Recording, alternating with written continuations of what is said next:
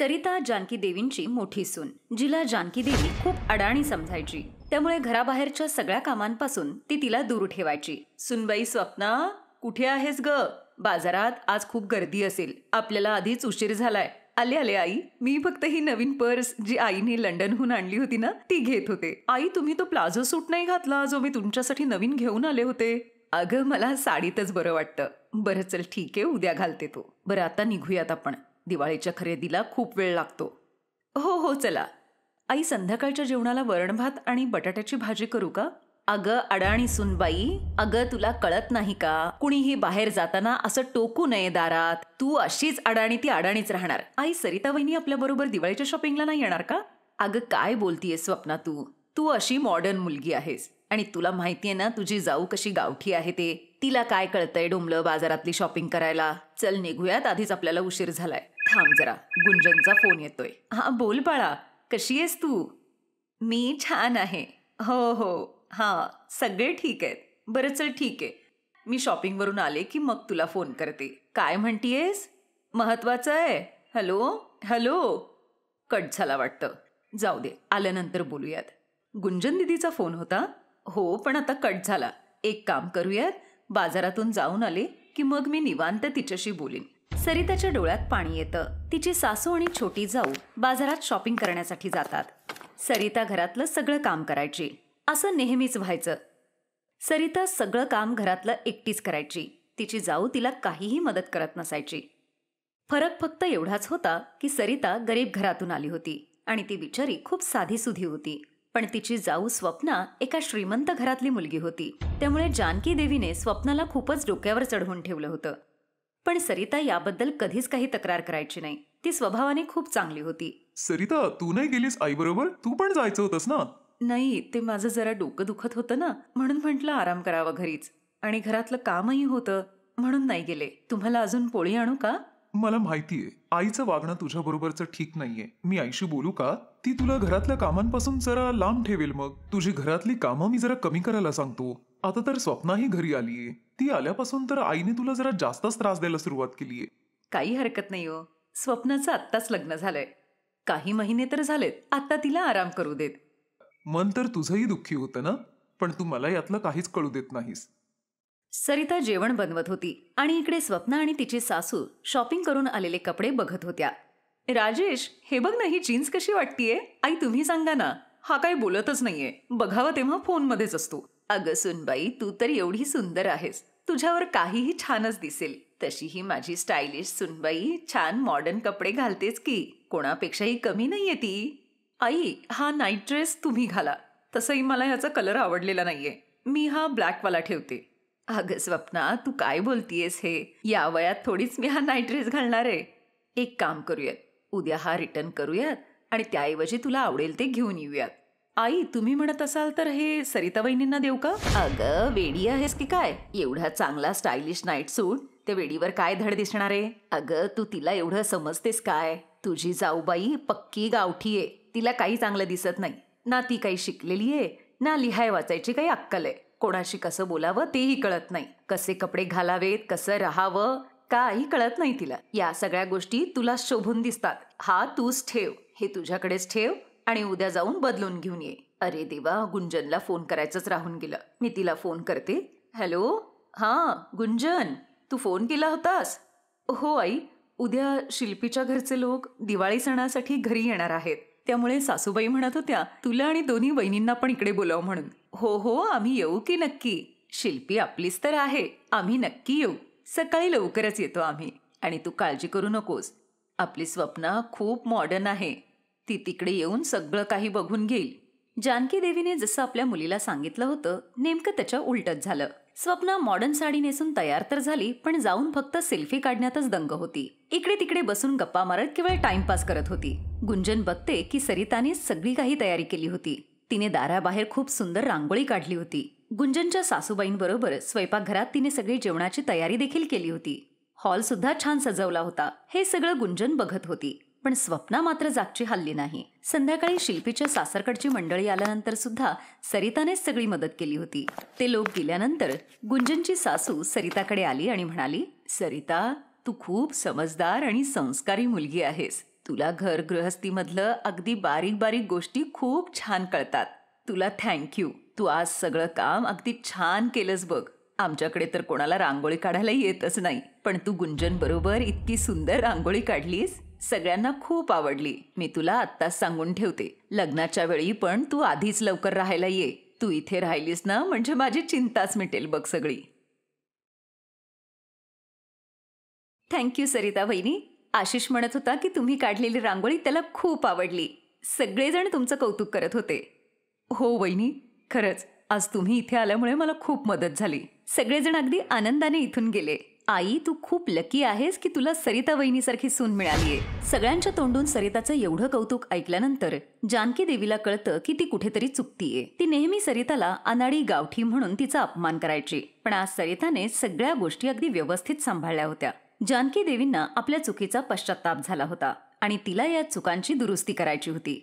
आई, आज तुम्ही आणि मी मिळून किचनमध्ये एवढं सगळं काम करतोय. सरिता वहिनी कुठे आहेत? मला इथे खूप गरम होतंय. मी थोड्या वेळ जाऊन आराम करू का? आज सरिता आणि अजय बाहेर फिरायला गेलेत. मी त्या दोघांना पिक्चर बघायला पाठवलंय. किती वर्षांपासून ते दोघं एकत्र बाहेर फिरायलाच गेले नाहीयेत. तू नेहमीच राजेश बरोबर बाहेर जातेस, त्यामुळे तू आज घरातलं काम कर. मी पण तर करतीये. आपण दोघींनी मिळून केलं की लवकर संपेल. हे आईंना काय झालंय? कालपर्यंत तर सरिता वहिनींच्या नावाने ओरडायच्या, पण आज अचानक असं उलटं वागायला काय झालंय? आता मी काय करू? यांना खुश करण्यासाठी मला काहीतरी काम करावंच लागेल, नाहीतर माझं काही खरं नाही. काय झालं स्वप्ना? कसला विचार करतीयेस? नाही, काही नाही आई. त्या दिवसानंतर जानकी देवींनी आपल्या दोन्ही सुनांमधला फरक मिटवून टाकला होता. ती जेवढा मान सन्मान स्वप्नाला द्यायची तेवढाच ती सरिताला सुद्धा देऊ लागली होती. सरिता यामुळे खूप खुश होती. ज्या प्रेमाची आणि मान सन्मानाची तिला अपेक्षा होती ते आज तिला मिळालं होतं.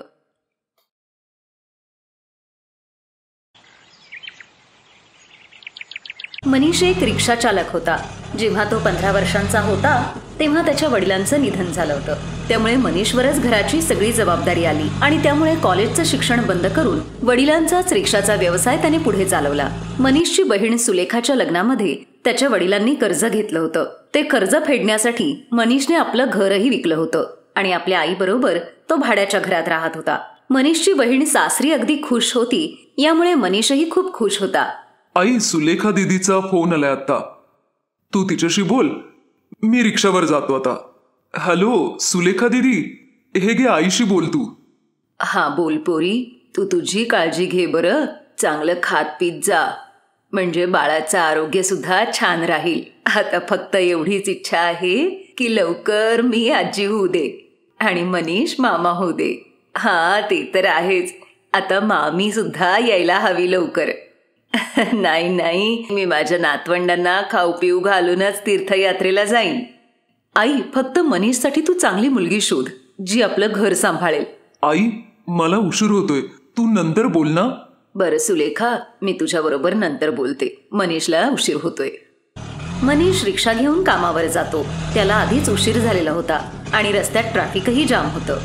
तो ग्राहकांची वाट बघत होता. तेव्हाच त्याच्याबरोबरचा एक रिक्षा चालक मित्र एका मुलीबरोबर भांडत होता. अहो, असं थोडीच होतं का बाईसाहेब? हा, तुम्ही इथं सोडण्यासाठी मला जेवढे पैसे सांगितले तेवढे गुपचूप द्या. दादा, मी तुम्हाला सांगितलं ना माझी पर्स रस्त्यात कुठेतरी पडली म्हणून. माझा मोबाईल फोन पण त्याच्यातच आहे आणि पैसे सुद्धा. माझी पर्स कुठेच सापडली नाही. मी तुम्हाला सांगतेय ना, मला तुमचा नंबर द्या.